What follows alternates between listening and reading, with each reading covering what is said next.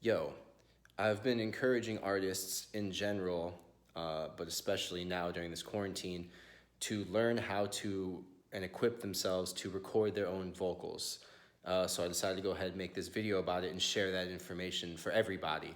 So if you're a singer or a rapper and you do your songs on primarily beat type production, I think that you should absolutely have a quality setup to record yourself at home.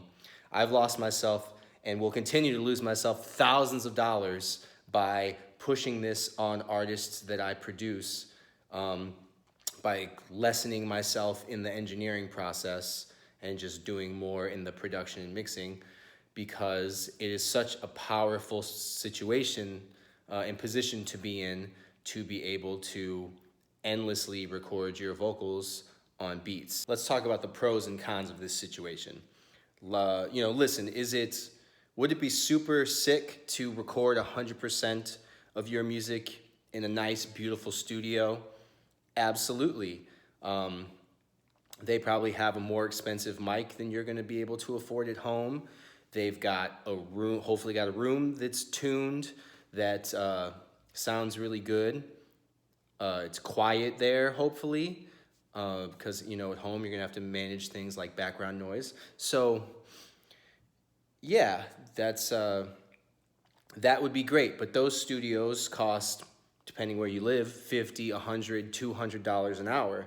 So the pro of this is, after some initial setup costs, and I'll get more into that later, you're not going to be able to do this for $200, but for maybe $1,000, you can be fully set up and never have to pay a studio again to do your vocals. Con, does it sound better recording at a nice pro studio? Yeah, it sounds a bit better, for sure. But compare that to, being under that time crunch of time is money in their studio versus you're at home able to record as long as you want, whenever you have the idea, whenever you're having a good vocal day. Sometimes you book a session, you got to go to the studio, you're not even having a good vocal day, you're paying them per hour, and you're not doing your best work. Another pro of the pro studio is, if you're working with a really good engineer or producer, you have people present there that can give you feedback on what you're doing. And that is important, and I'm really good at doing that for the artists that I work with, and some of them miss that when I'm not around.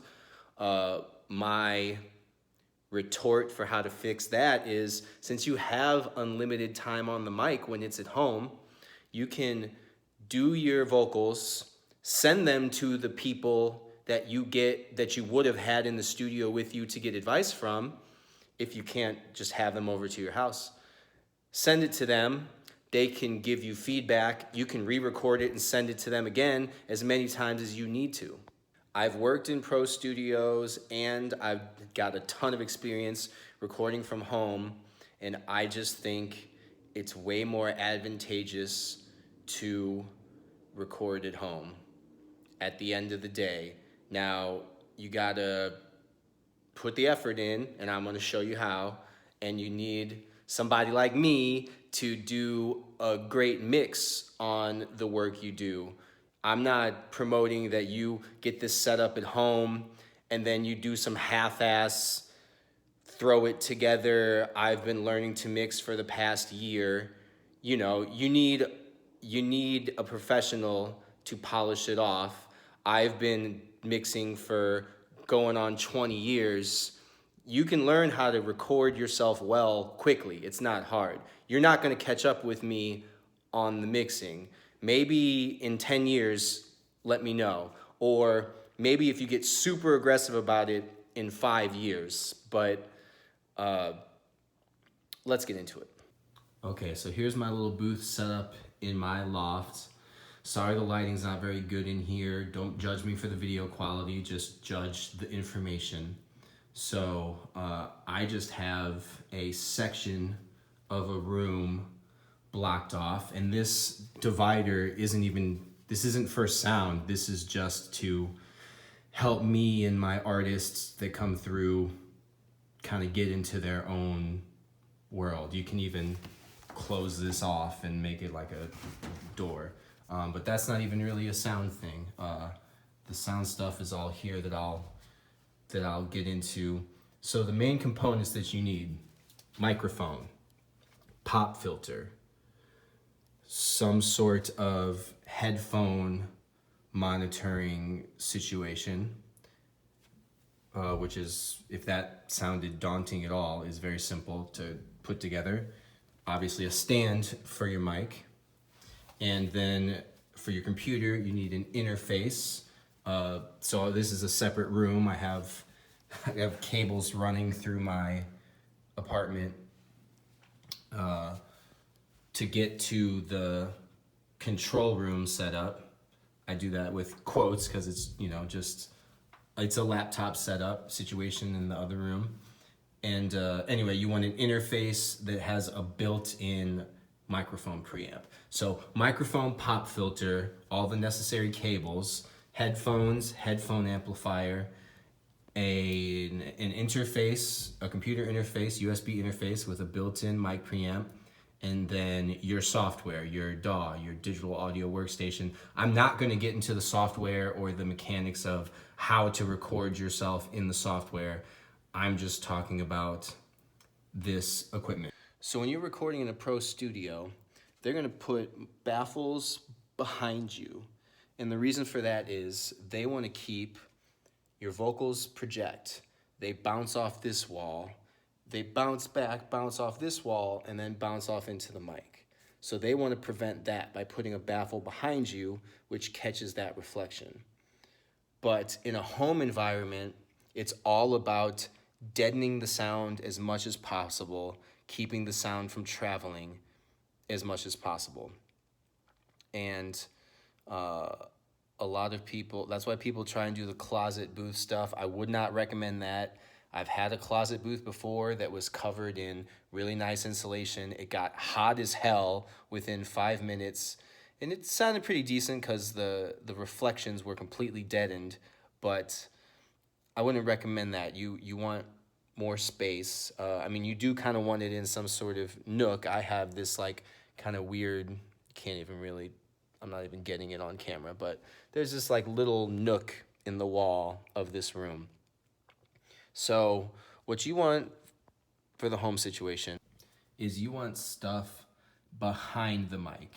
And this is not necessarily gonna be or have to be pretty. As you can see, I've got some, well, you can hardly see because it's dark, but I'll explain.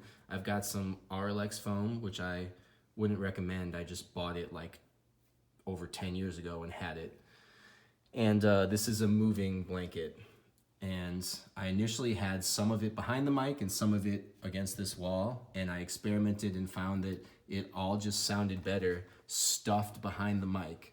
The idea being that the voice just gets caught there and doesn't go anywhere.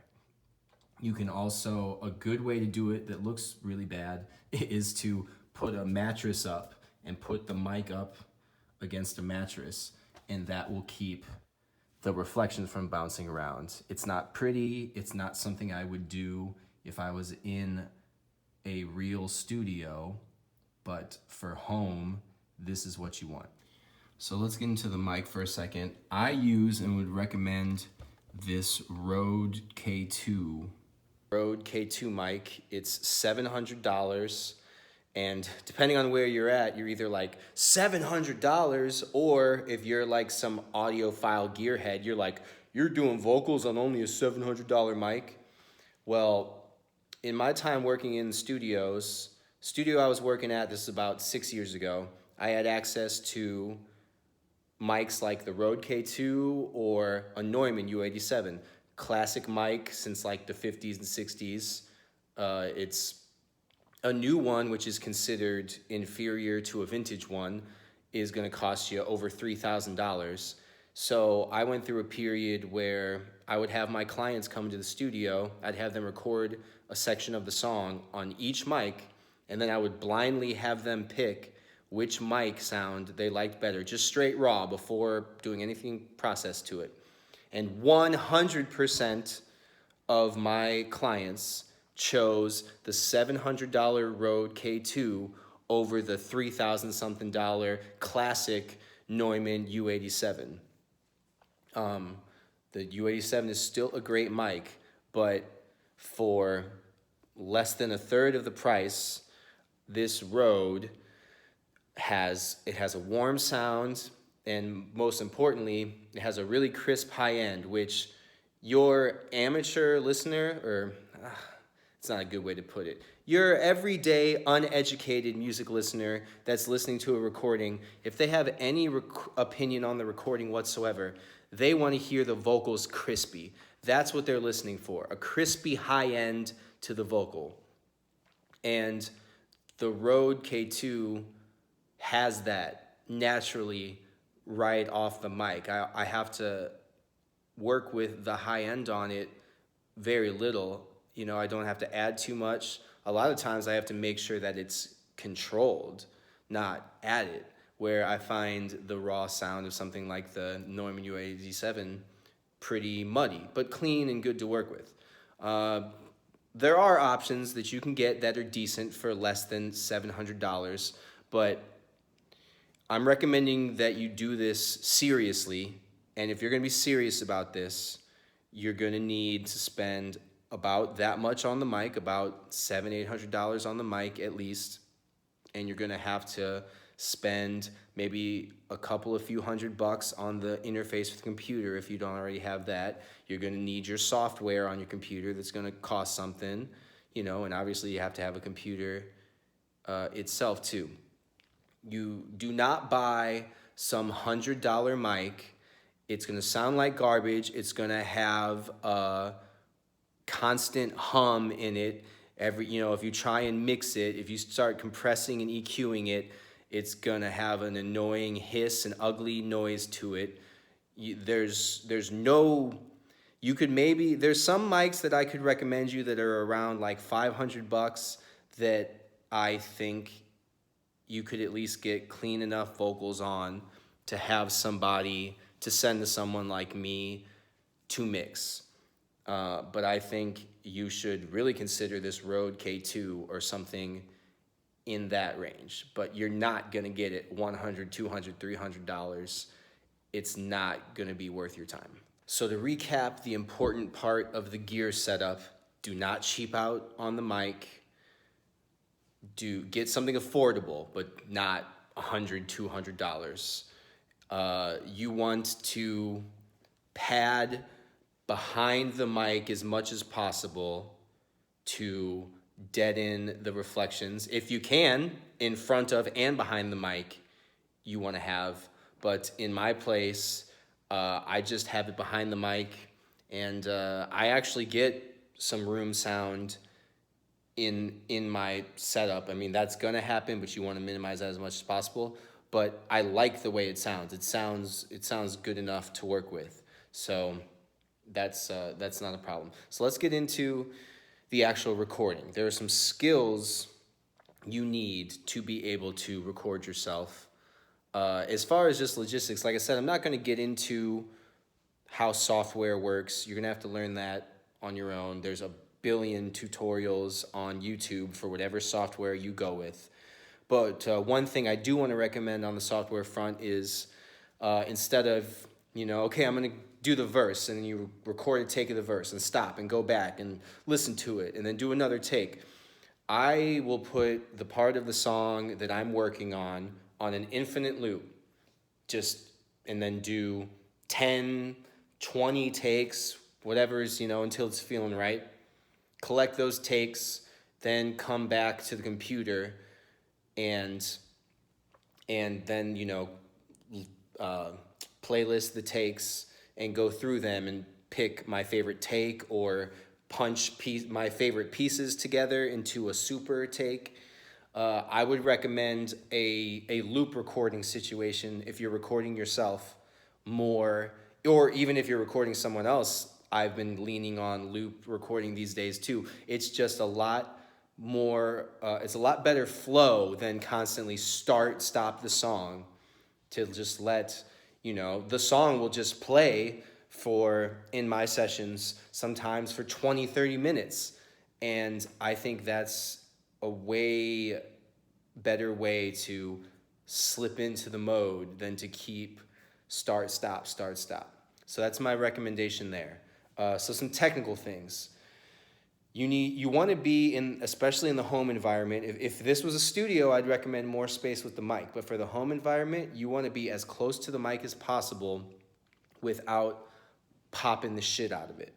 So you need to be aware of that. And so an important part of this is the stuff I already went over with kind of controlling the room.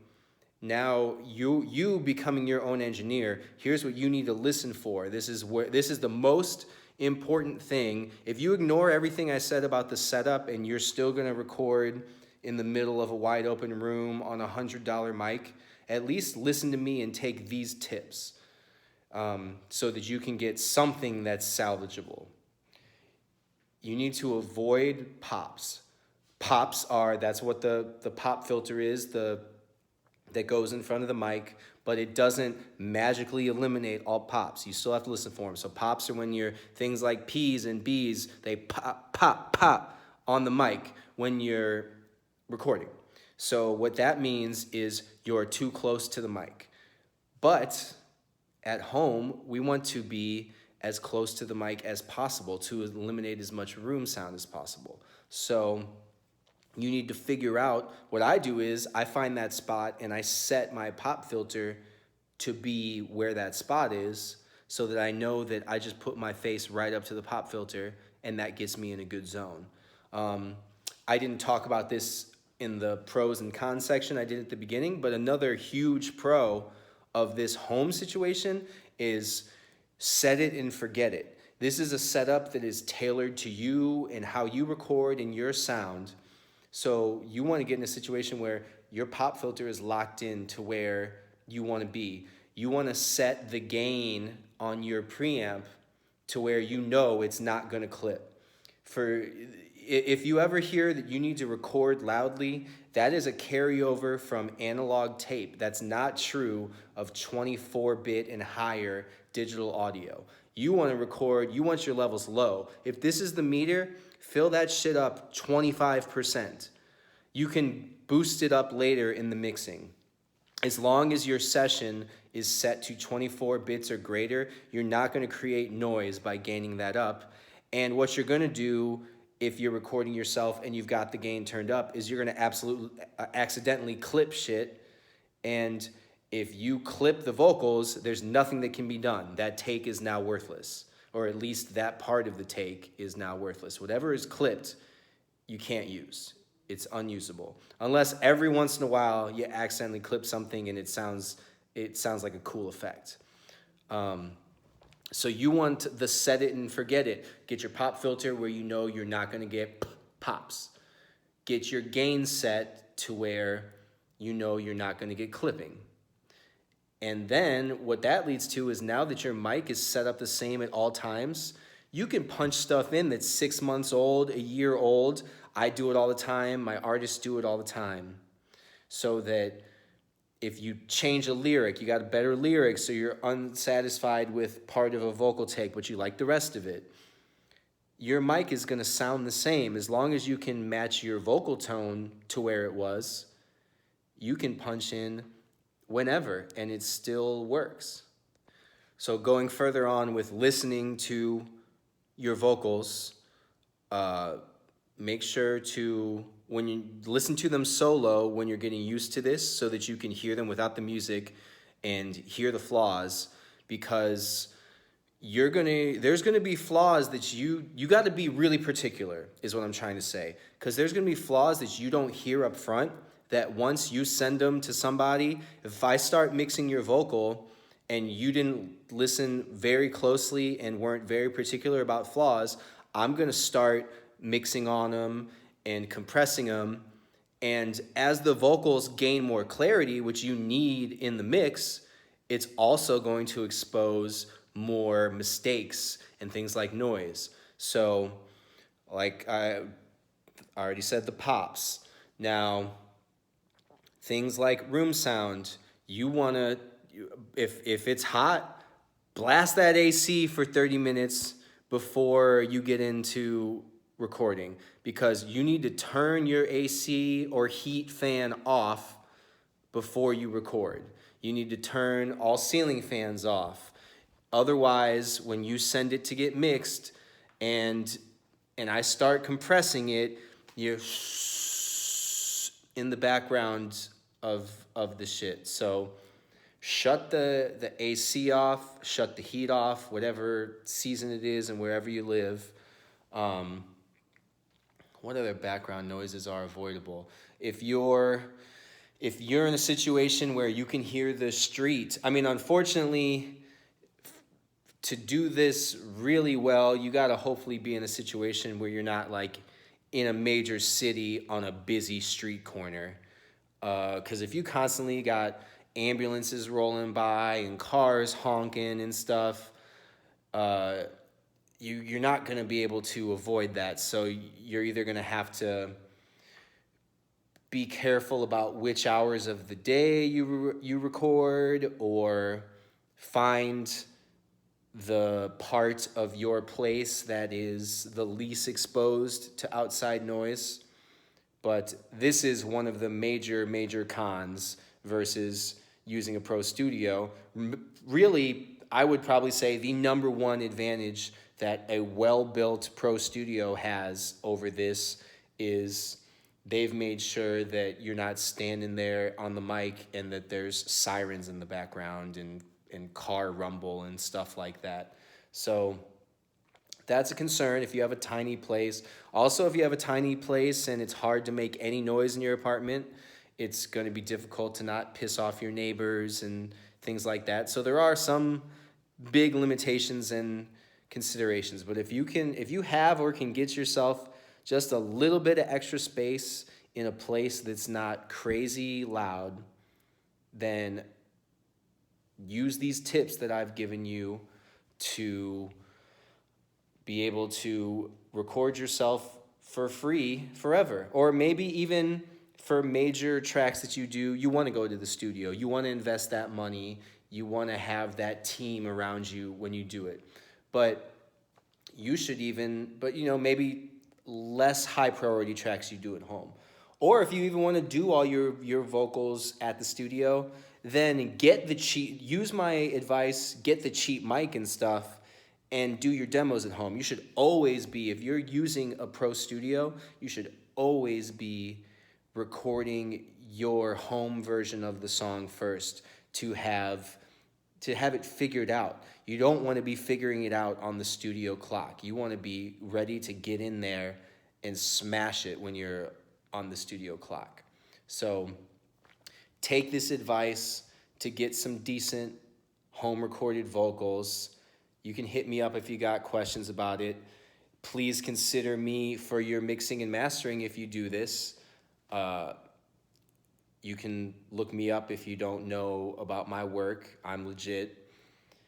And I didn't even mention this, but I'm recording this while we're in quarantine across the world. And that's what really made me think about putting this out is take this time to make and record the most music you've ever made.